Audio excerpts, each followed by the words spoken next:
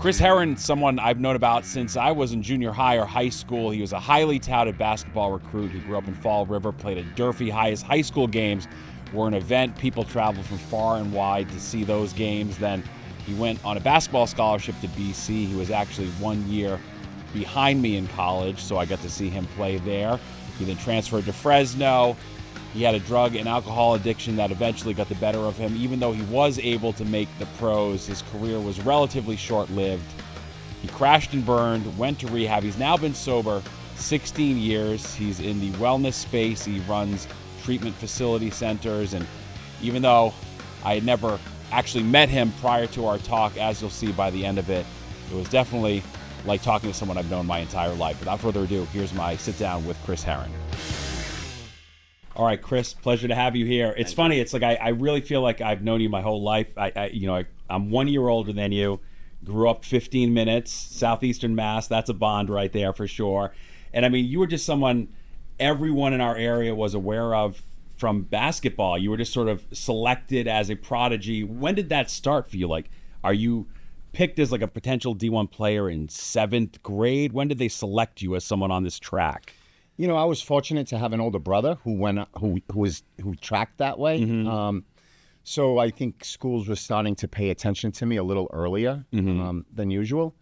I think I was pretty well aware of that there was another stage, 7th, 8th grade. Wow. Yeah. Is that damaging in and of itself, being selected that young by all these adults with their own agendas and things like that, or was it all good? No, it's damaging. There's no doubt. I mean, it definitely plays its part, right? I think, I tell adults, when you hope one day your kid's going to get recruited and, you're going to have a bunch of men and women taking notes and evaluating all the time. And do that in this workplace, right?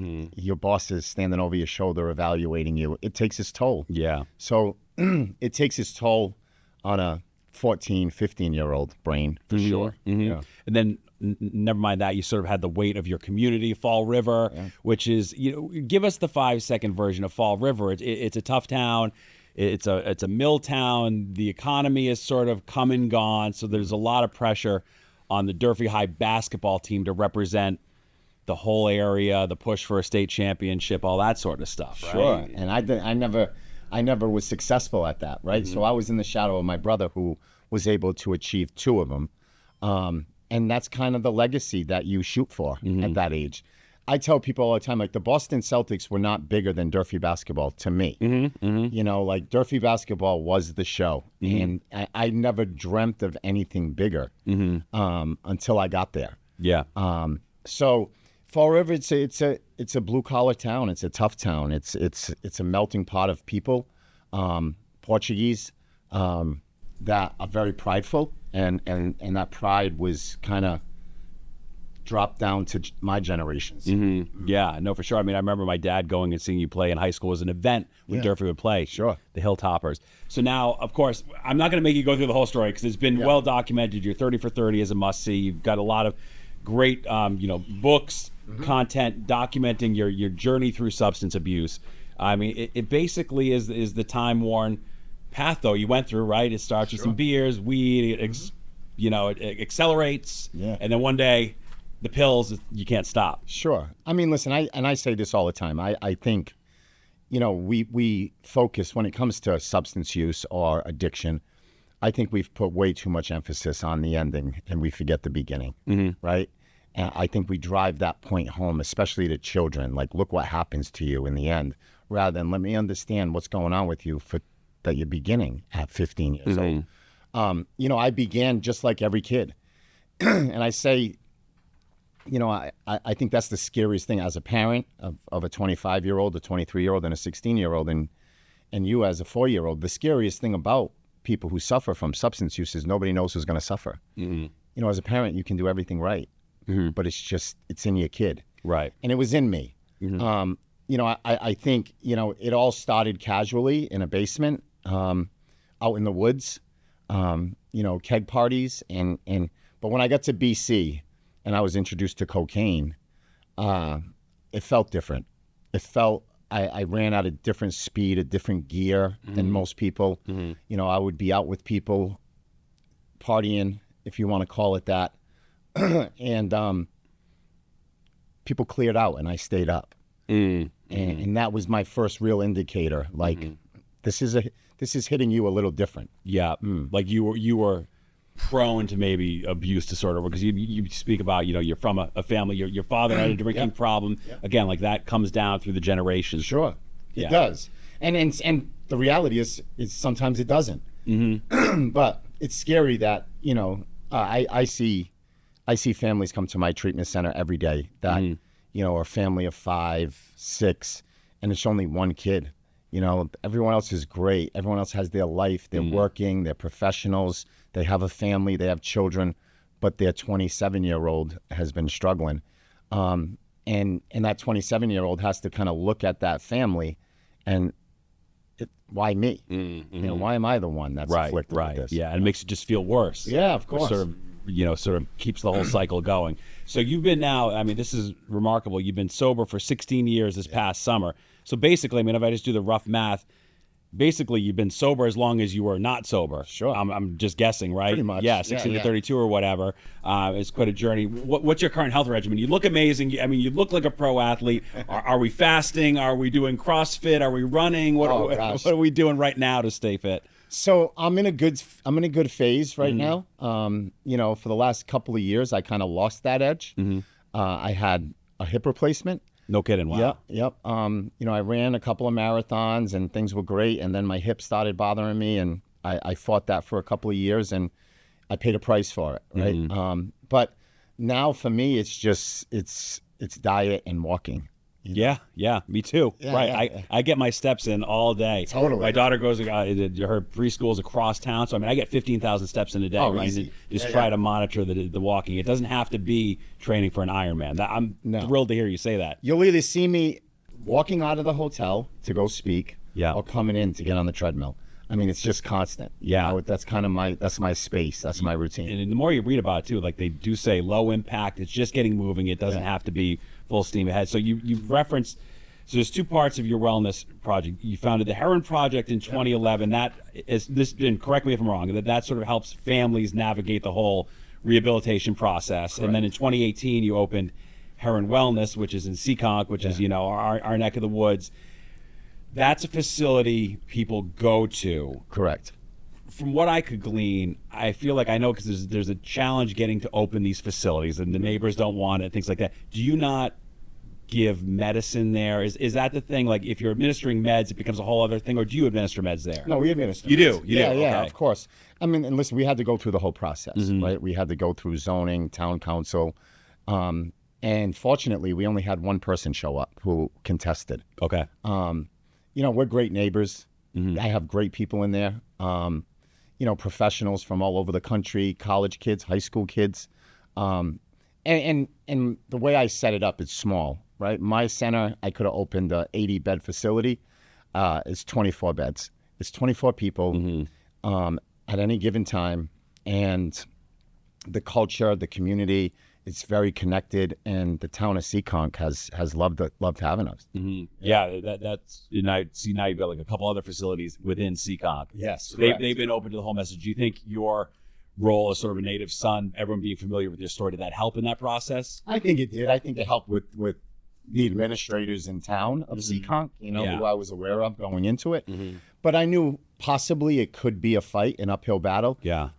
Thankfully, listen, substance use is looked at a little different today, right? Yeah. Like, if this was 20 years ago, like, not in my town. Sure. Now it's in every town. Yeah. It's in every neighborhood. It's in every home. Yeah. So it's really tough to step in a public hearing and contest that, you know, to say, like, I don't want you near me. Right. You know? It would be like turning down a cancer facility or something. It's you know. I get it. I understand it. But it's just really hard to do that today. And we've, again, great neighbors, great professionals, great people, all just trying to find their way through it. You know, what you said, I think, is an interesting point, because you went through your struggles at a more unforgiving time, media-wise, the local kid, the Celtics, and when society as a whole had so much less of an understanding of Correct. what it's like to be stuck in that muck right there. I mean, the Dunkin' Donuts, and I think the media coverage of you was cruel, and it was along the lines of, why can't you just stop? Why won't you stop as everything's going to hell for you? And it's like, it's not that easy. I think people realize now course. a lot more. I don't think the headlines would be appropriate today. You know, like when I overdosed the first time, I think the headline in the Boston Herald was shame. Right. And, you know, what a shame. People are a little more gentle today, a little more careful with their words when it's directed at people suffering from substance abuse. But yeah, listen, I mean, I overdosed in 2004. I didn't know one person that had ever overdosed when I overdosed, you know, and now, like, watch the news, it's all about it, you know, like, so I was overdosing early in this before it became. Was OxyContin, like you did come in through pills though, right? Initially, right? OxyContin. Yeah. OxyContin is hell. Yeah. Right? And that's what it is. It's the toughest drug I've ever withdrew off of. It's, you know, it caused me to go to certain depths that are really unexplainable unless you've done it yourself. Yeah. You know, so whether it's spending $20,000 a month on it, whether it's taking 1,600 milligrams a day, it was torture, and that was my entry into heroin. Right. I mean, and then the heroin is like where you start using that to sort of just get well from the stupid pills. From the OxyContin. Right. Yeah. Crazy. I mean, 1,600 milligrams, that's 80 milligrams. I mean, 180 milligram pill would knock someone on their ass. It's crazy. Wow. But it's amazing how you build and how quickly you can build. Yeah. You know, I was playing basketball in Italy, and, you know, I brought a significant amount with me, thinking that, you know, I can manage and I'll taper correctly. And, you know, I ran out. Yeah. Like, fast, I'm sure, right? Of course. You know, I didn't follow the taper program. And the drug that I said I would never do was the only drug that I thought I had access to make me feel better. And, you know, I was one of those people walking around crossing paths with heroin, but I was better because I was taking OxyContin. And then I walked into that world in Bologna, Italy, and was introduced to heroin for the first time, and I never went back to pills. Interesting. Yeah. Now, what are you seeing walk in the door of your facilities nowadays? Because, I mean, everything only gets worse. I mean, OxyContin, heroin, now it's all fentanyl, carfentanil, all these synthetics that, I mean, it seems like to whatever extent there's a grace period for heroin or OxyContin, these drugs have none. I mean, you see these videos from Kensington, Philadelphia, these people are just zombies. Yep. I mean, it's wild what's going on. How much of that do you see in your facilities? I don't see much of it at all. Okay. Yeah, I think I could be wrong. On a national average, I think it's like 60-something% of people currently in treatment or seeking treatment is for alcoholism. Okay. Right? I'd say at my place, I'd say 80 to 85% of my place is alcohol. Okay. So very little fentanyl, very little cocaine, crack cocaine. We get a lot of Adderall, a little bit of cocaine, but primarily the substance is alcohol. Yeah. I mean, it's funny too when I think about a couple things you just said. You know, you were the first person you ever knew to overdose. I mean, when we were kids, the only person you knew who was on heroin was in Motley Crue, Guns N' Roses. I mean, this was not like in every community type thing. But then you also think about it, it's like the Spencer gifts of the Swansea Mall. I can remember 7th grade, I got a Spuds MacKenzie dog doll thing. Like, this is a cool dog. And I mean, you think of the branding going on there for, you know, it's pretty wild how our, you know. But it speaks to the isolation, right? Like, I was so isolated. And you know, I look back and I feel so sad for that guy, you know, because here I am, professional athlete, driving, you know, searching for that world of heroin, when nobody, it's an unforgivable world. Like, you don't just, you're not allowed into it. And now here I am, you know, everybody knows me. Yeah. I'm in my city. I mean, that story you have about you're in your warm-up jerseys meeting the guy in the parking lot outside Fleet Center. I mean, that's insane. Yeah. I mean, and that's, you know, that's normal, right? You say insane, I say that's normal. I had them shipped out to me in Istanbul, Turkey. And what I knew of heroin was Midnight Express, right? So You don't want to be in that jail. I'm not bringing I'm not bringing OxyContin in. Yeah. So anyway, I had them shipped out to me, and I got a phone call from the local courier who said, "You've got to bring your passport. You have a package. Come down and get it." And I'm like, it sounds like a trap. Yeah. You know, a little bit. Like, I'm nervous. My kids are here. Like, what am I going to do? I'm never going to see them again. Yeah. I went. Yeah. And fortunately, somebody through Logan Airport in their customs department found all the pills that I was having shipped to Turkey and just wrote me a little note, like, get your shit together. Wow. And I walked out of that place thinking, like, if he didn't take them out, maybe I'd be okay. But the chances are I'd be in a Turkish prison, you know? Jeez, you could still be there. Yeah. For all we know. I mean, that's crazy. Yeah. Elton John recently came out against the legalization of pot. And I think it was an interesting, thought-provoking article because there's certainly arguments to be made on both sides. But he's a guy who said, listen, I've been sober for 30 years. I used to smoke pot. You don't think right on it. What do you think about him? You come to New York City, obviously there's a pot shop in every corner. What's your takeaway on that? I mean, I have multiple takeaways, right? For a guy like me, it's great for business. And I say that very carefully. Mm-hmm. You know, I think most treatment centers in the country, when they legalized marijuana, they were excited because they knew entry point would be younger. Yeah. And that's what's happened, right? I think I can say this from the lens of someone who owns a treatment center. It's the scariest thing I see today is marijuana psychosis. And it's all in young adults. Yeah. It's all from the vape juice. It's all from the edibles. Yep. It's probably the toughest thing for me to navigate. Marijuana psychosis is not, it's unknown. It's not studied at length. Yep. You know, world-renowned psychiatrists really don't have it figured out yet. And what I've noticed, what I've discovered is you never know how long they're going to be in it. So I have 20, 22, 24-year-old young adults coming in with psychosis, and they're living in that space, in that psychosis for 4 to 6 months, you know, which comes out in different ways, whether it's bipolar, whether it's schizophrenia, delusions, paranoia.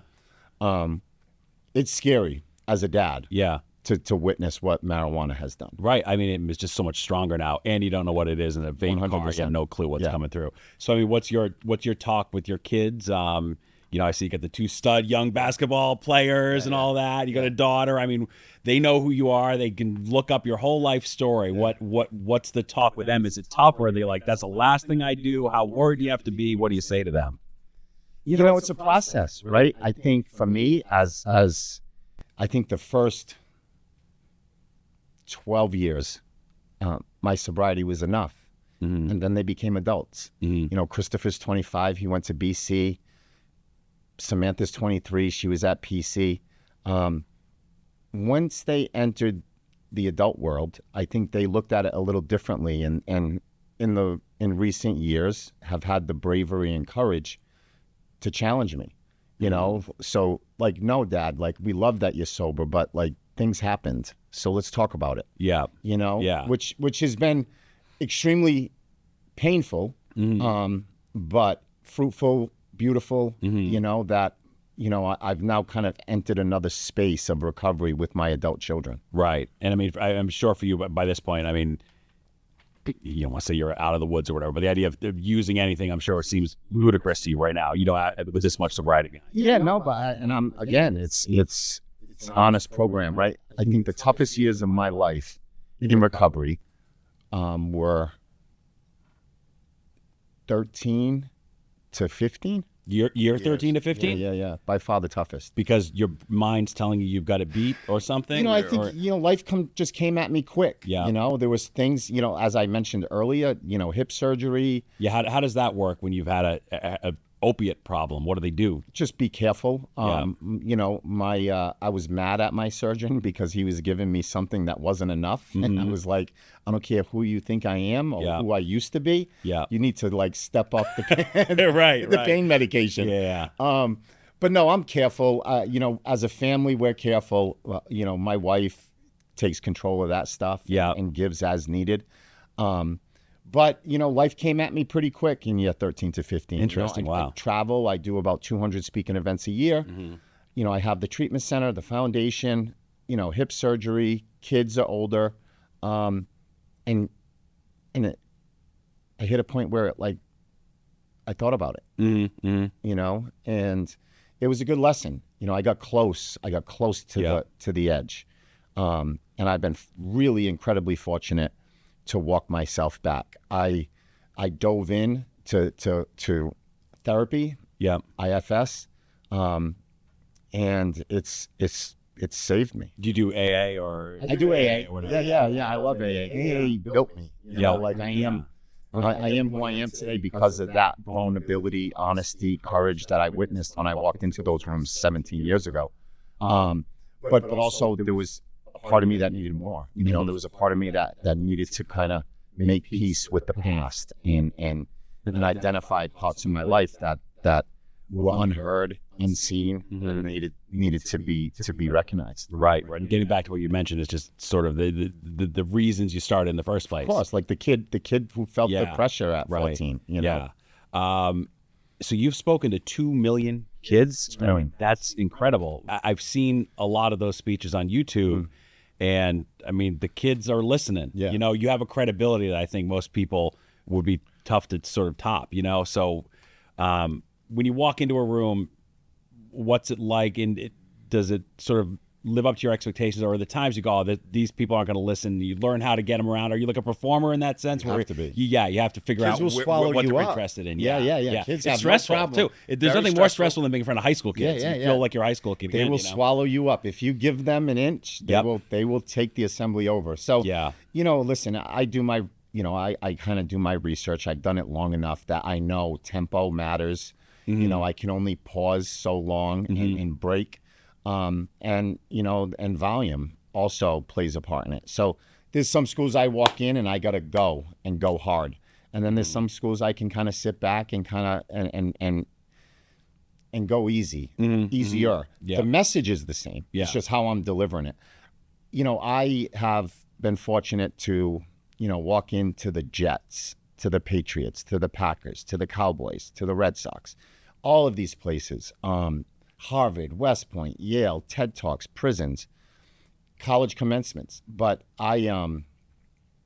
nothing is like walking into a school. Yeah. By far, the best place for me personally to be as a speaker. Yeah. There's an interesting dark humor too, because I've seen, maybe you were at a prison, but you tell a story about being behind the cops are following you, but no one's following you, and it's someone lost it laughing because they had been in that place before. You can relate on a level, not many people can. It's all pretty wild. So now you've got the kids in sports. You've spoken a lot about how you don't care about your past. There's no pictures of you at Durfee, no pictures of you at BC, any of that stuff. What do you think with the current state of college sports? Do you just have any thoughts on name and image licensing? I don't know what my opinion is. For some reason, it seems crazy that college is now just professional sports, but also the NCAA can't make billions of dollars and not let kids get a pizza. I mean, what's your thought on that?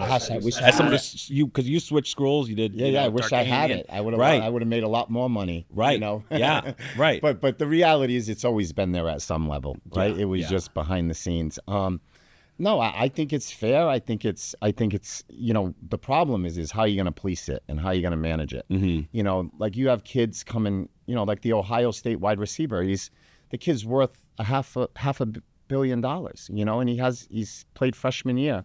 Wait, how so? Wait. I think projecting out. Oh, okay. Okay. He's going to be the number one pick or something. Yeah, one of the best receivers in the history of college. Yeah. And so what is that worth on paper? And that boy has to play 2 more years in a very tough conference, risking injury every day. Yeah. Right. So he'll never meet his potential if that happens. So now they just said yesterday that they gave him one of the largest insurance policies on his body for the next 2 years. Yeah. And rightfully so. And so, those kids bring in a lot of money, generate a lot of revenue.